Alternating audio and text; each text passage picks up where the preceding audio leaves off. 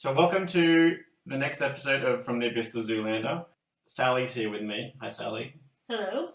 We just saw Aladdin a couple of days ago, so we're going to talk about that today. We also just walked out of Rocketman today, saw an advanced screening of that. So that's fresh in our minds, so we'll probably talk about that for a little bit too. So let's get into Aladdin. First thoughts of Aladdin? Well, so if you'll remember, this was one of the ones that I said I was excited for in our little summer movie roundup. First thoughts, it was good. So there were lots of little bits that I liked. Like, there were definitely a lot of call-outs to the animated movie that I liked. However, I felt like they were most successful when they were small. This one bit that very small that stands out in my mind was, when Jasmine's going through the marketplace, you just hear off screen like this voice yelling like, "Fresh fish, we catch them, you buy them." And when I heard that, I was just like, oh yeah, like that's literally a bit from the animated movie, which then we rewatched it the other night after we seen the live action. That was one thing. We actually watched the animated movie the day after we saw the live action one. Yes, but that was one of those things I've obviously seen the animated Aladdin many times. I knew that. It wasn't until like that tiny throwaway line off camera, like hearing it, I was just like, oh yeah, like that's from the animated movie. I felt like that was the more successful kind of, like the things that they took were the small things. I thought the movie was best when it tried to do something different, and least successful when it was just very like, we're remaking this movie beat by beat. And I think we'll get into it. I think definitely the Genie Will Smith was a hit or miss kind of thing for me. Yeah, so that's definitely the one question that everyone's going to have in their mind. How was Will Smith? I thought he was good when he wasn't trying to be Robin Williams. Yes. When he was peak Will Smith, yeah, it was so fun. Because when he does Friend Like Me, and Friend Like Me is very much just a redo of the original version. Yes, to the point where he's even redoing some of the, what's the word I'm looking for? Like some of the voices and caricatures that Robin Williams was throwing in that song. But then by the time you get to like Prince Ali, he's doing his own thing with that, and I thought that was a much better way to showcase Will Smith's talents with Prince Ali, because they changed it up a little bit, made a bit of a rap, whereas Friend Like Me was just redoing the Robin Williams version. Yeah, it had a little bit of a different beat to it, but not much. I'd be very interested to know how they filmed this movie, if they filmed it in order, because it feels like he grows into the role as the movie goes on, and he's very wooden at the start, and then as the movie goes along, he's into it, and you're into it because of it. Like by the end of the movie, I was like, yeah, Will Smith, great genie, loved it. Yeah, and I wonder if that too was, again, like, because they've obviously expanded things, they kind of give the genie a little bit more of a, not a backstory, but a little bit more of an arc. Just beyond that, I wish to be free thing. They kind of give him more personality, things to do, interacting with the other characters. So I think it really benefited from that. But yeah, like a lot of those beats where it was just like literally taking what was animated and pulling it into real life wasn't always successful. Yeah. But all in all, I liked it. The highlight for me was Jasmine. I thought her voice was amazing. She could actually sing, like, because for me, like, the real test would be A Whole New World. You know, that was the highlight of the film. That was amazing. Like, as soon as the guy playing Aladdin, I don't recall his name at the moment. It's Mina Masood. Yes, he was very good at the acting. He was not a great singer. And he was definitely not a dancer because you could tell they were using a double. Oh, yeah. For the dancing. I actually watched her in the credits. It was a girl. Oh, really? Yeah. Oh, that's good. But she was amazing. Like, as soon as she gets those first, like, notes, I'm just like, oh, this is Lea Salonga. You know, like, this is perfect. And, they give her her own song as well that she didn't have before. I wasn't crazy about the song itself, but she performed it beautifully. The only reason I wasn't crazy about that song was because it didn't fit in with the rest of the music. No. It did feel like it was its own thing. But, like you said, she did such a good job performing it. Oh, if that's her voice is so good. An Oscar thing. You can't, for me anyway, I couldn't take my eyes off her. She's gorgeous. Whenever she was on screen, I was like, wow, I'm not looking at anyone else. Very charismatic, gorgeous, talented. I want to see more of her in lots of things. Yes, I agree, and hopefully we get a Power Ranger sequel with Naomi Scott. I'm surprised there hasn't already been that sequel. Did that movie do well? It didn't do very well. I seem to have done well in this household because I feel like you watch it all the time. I enjoy it. I mean, that Power Ranger movie, I love Becky G, which is the Yellow Ranger. If I'm ranking girls that I like, 2 of the top 5 would be Power Rangers. Okay, all right. Love it. But yeah, Naomi Scott, fantastic. Loved her. What did you think of the weird little Guy Ritchie-isms? Like, he does this thing where he'll sometimes speed up the time frame or slow it down. I noticed it. Yeah, I definitely noticed it, and I noticed it enough that it took me out of the film. Yeah, because it took me a while. Like, the first time it happens is during the first song that Aladdin has, One Step. I was like, what's going on? It was basically whenever Aladdin dances. Yeah, I was like, what is going on here? And then I was like realizing, like, oh, like the one Guy Ritchie movie that I would be very familiar with would be the Sherlock Holmes. And I'm like, oh yeah, it does that weird like time frame because there's also a bit where he slows it down. Yeah, because I don't know. Like, I mean, I was interested to see what he was going to do with it, but then I was just like, I don't really know if he did enough. Like, I felt like there was too little of it that it was distracting. Like, maybe they just needed to push it more or something. I don't know. What did you think of Jafar as the villain? I mean, like, you're asking me that now, and I honestly couldn't really tell you anything about him. Like, he seemed very forgettable, considering, like, rewatching the animated one, that's one of their, like, strongest villains. Yeah, when we were watching the animated one, I was just thinking to myself, he's such a good villain. But this new one, I didn't get that. No, he wasn't intimidating like the animated one, which is funny because he's just cartoon. But you're scared of it. Yeah, he didn't sell it for me. I don't know what it was. Like, he would seem fine. I did like they made a little change where he was a street rat, and he built himself up, and that's how he kind of tricks Aladdin into going into the cave for him. I thought that was a cool little change. Yeah, those are the things that I like the best, were the little additions to the characters. Like, the genie gets a little bit of expanded characterization. Jasmine does. Jafar does. The only one who doesn't really need it is Aladdin, because it's about him anyway. Yeah. But yeah, I did love those little story elements. I thought that was really well. It's just, I don't know. Like, I don't know if I would have wanted more of them, or I don't know what it was. Like, the movie just didn't quite work. Like, it's fun. I enjoyed myself. I think, I don't know what percentage of that is just nostalgia, because I do love that movie. I did try very hard not to compare it to the original. It's so hard, though. Because that animated movie, I've watched that 1,000 times on VHS. That's all I am. I have a lot of admiration for Will Smith for even attempting this, because how do you follow up Robin Williams? But he did a great job, I thought. And one of the things that I'm keen to see the reviews for this film and see how many of them give it a bad review because it's not as good as the original, which I don't think is fair.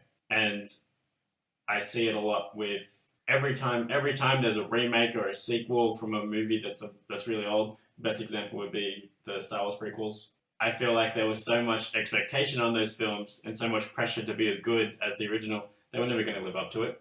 Even if they were as good, they were never going to be as well received as the originals. And that's a shame. And people will compare it, but I do try to be, when I watch films like this, I do try to be a little bit objective and watch the movie for what it is, rather than try and compare it to the original. And I think if you do that, you have a good time.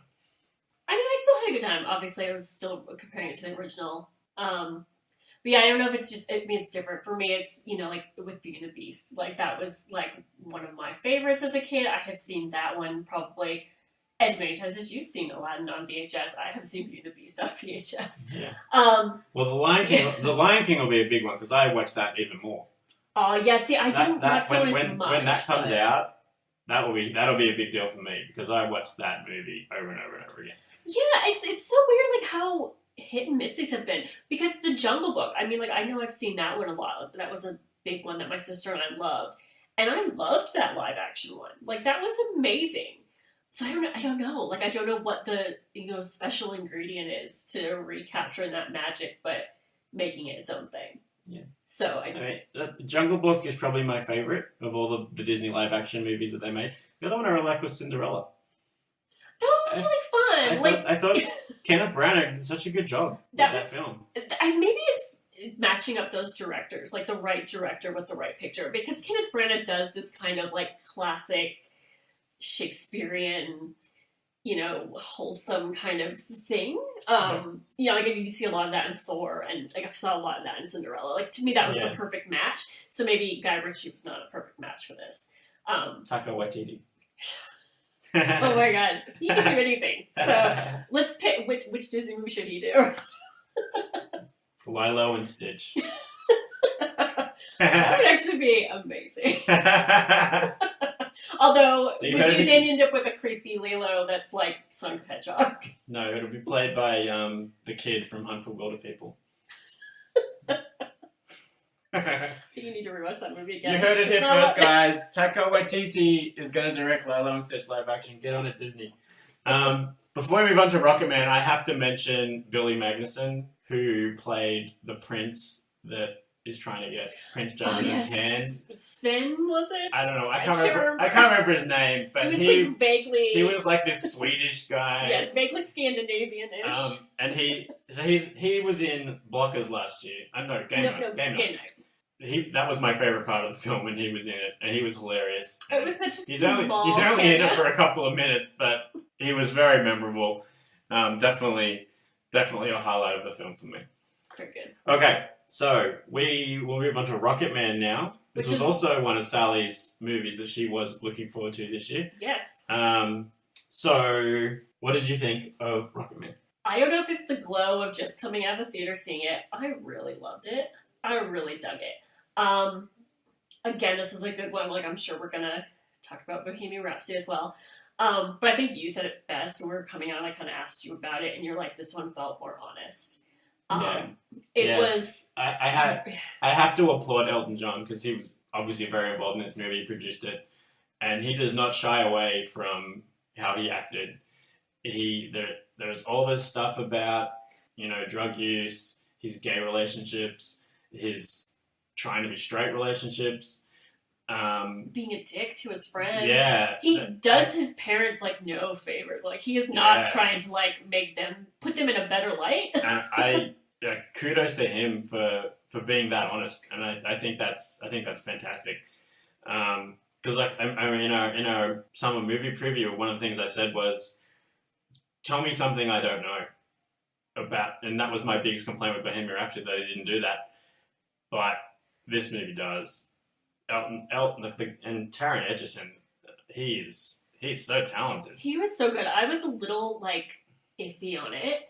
Him playing him. He looks. There's some shots where he looks exactly the same. Oh yeah, some angles I'm like, oh, they nailed that look. Yeah. His performance, like I thought, like there were moments, like there's this one little moment where like he's playing, like Elton John's like obviously like depressed and doesn't know what's going on, and he's about to go into the show, and Egerton is just looking into a mirror, and he's depressed, and then he's like lining up with a smile, like I'm going on stage, this is the smile, and then he just goes back to depressed. And it was such a brief moment, but it was just so well done, and it just little bits like that I think were just absolutely amazing. That was also following him doing a lot of coke as well. Yes. Oh, so that was the one thing. Like like you might have gotten the sense in Bohemian Rhapsody that like, oh, Freddie Mercury was drinking a lot, he's doing drugs, blah blah blah. They don't really show you a whole lot of it. This is like at least a dozen times you're seeing like him doing lines of coke. He's drinking like a whole glass of vodka at breakfast. Like it's very much like showing you this is actually what I was doing. Yeah.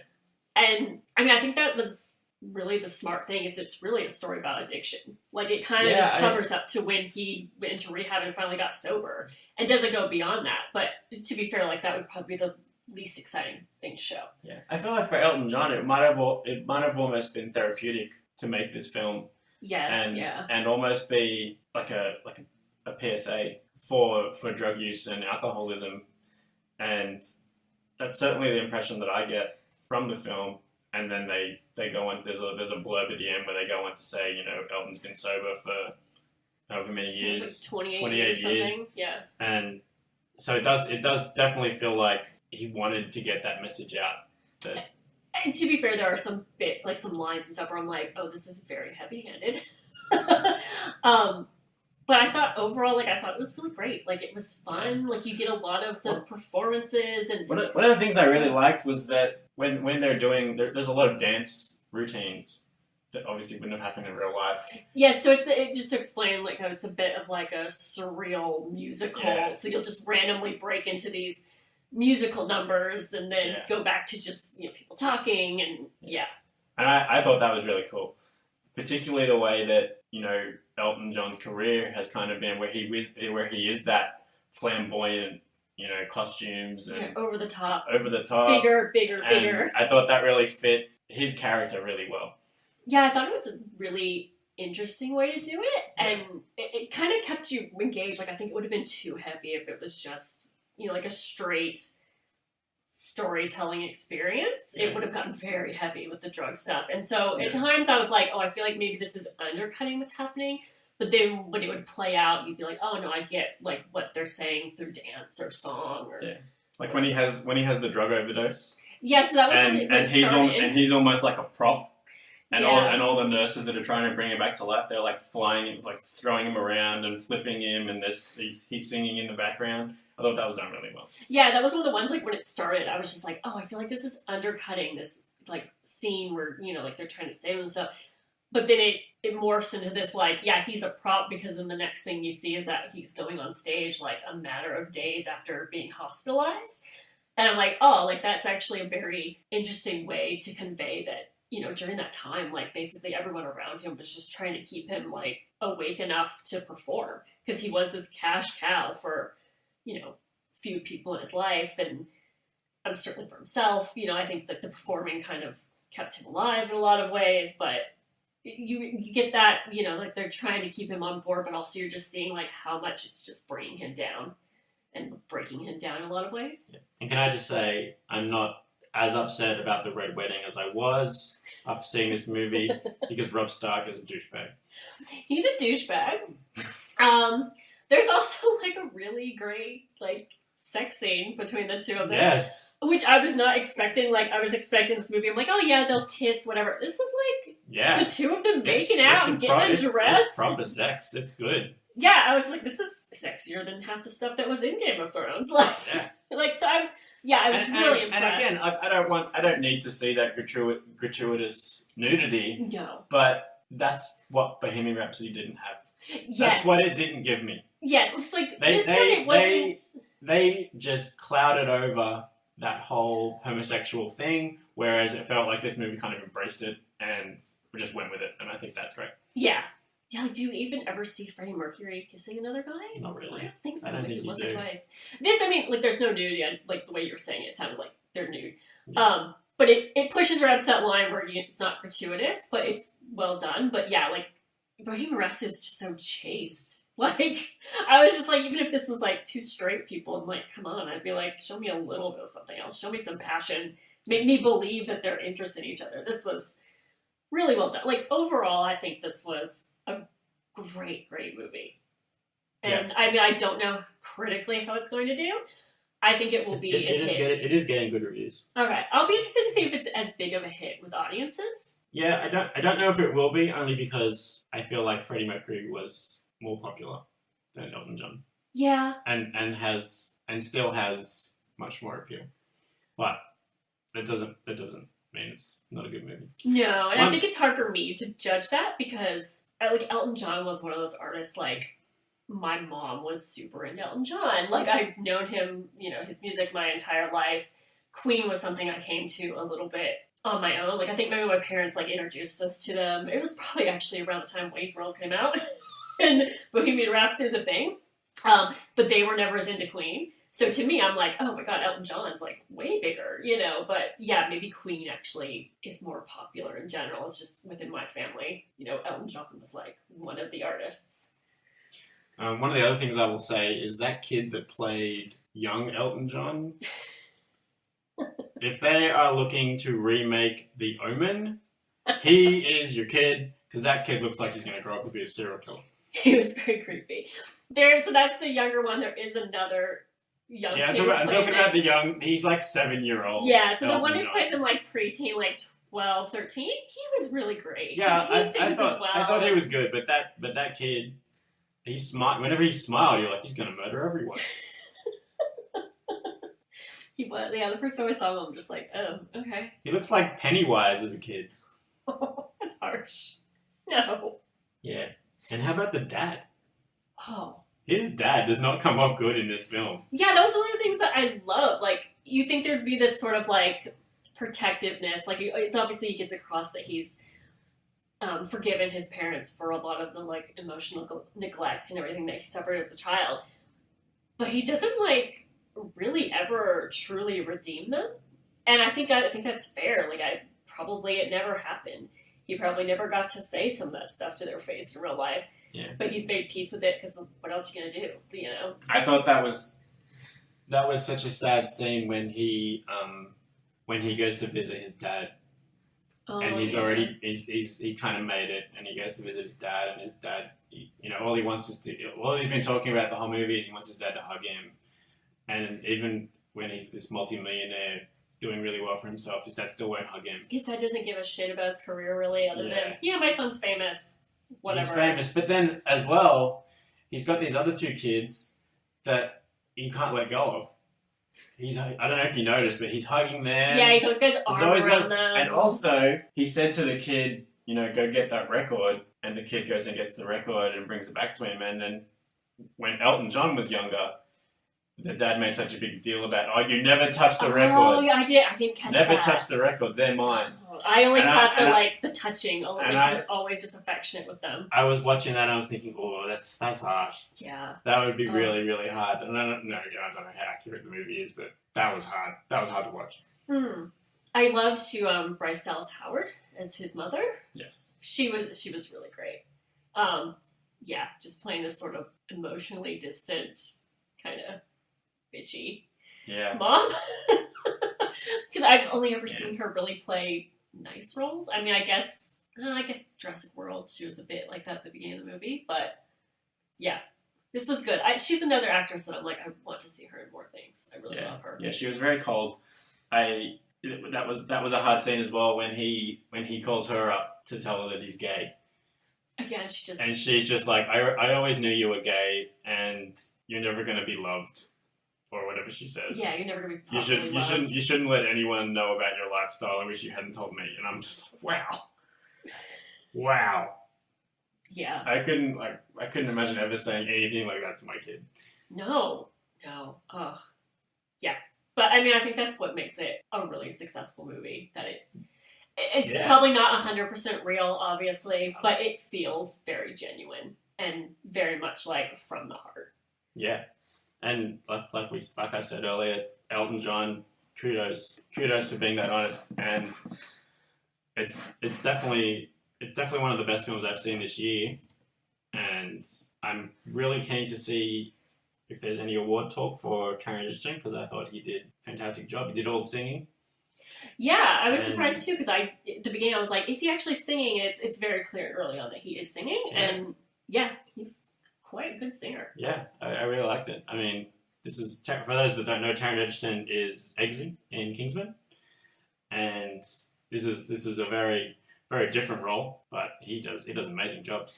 And the costumes. I mean, if this movie doesn't win an Oscar for best costumes, then I want to see the one that does, because the costumes in this were amazing. Oh, and that was one of those things where every costume change, I'm like, I've seen that photo. I've seen video footage of that. Like, I've seen, everything, like that bedazzled Dodgers uniform when he's playing at Dodger Stadium. Everything is, dead on, like, perfect. So. No, they did a really good job. So I think we're done with Rocketman. We'll probably come back in a couple of weeks. We'll definitely be seeing Dark Phoenix, so we'll probably talk about that. Yes, we gotta see some of the ones you were interested in. Yes. So Dark Phoenix and Men in Black will probably be the next ones we do. We might even do an older movie review. Yeah. In between now and then. We might do, maybe we'll do one of the X-Men films before Dark Phoenix comes out. Yeah. We can do X-Men 3. Oh. I don't think I have seen that since I don't know. You might have played it once, like 5 years ago. I don't watch it very often. I don't even. That one normally gets skipped. Yeah, that's the one with Dark Phoenix, right? Yes. Okay, all right. I had to remind myself. Yes, it's the one with Kelsey Grammer as Beast. Yes. Yeah. We can talk all about that. Okay. I could talk for days about that. Yeah. So stay tuned for that, people. Yeah. Thanks for listening. Like, comment, subscribe, do all that stuff. Talk to you next time. Bye.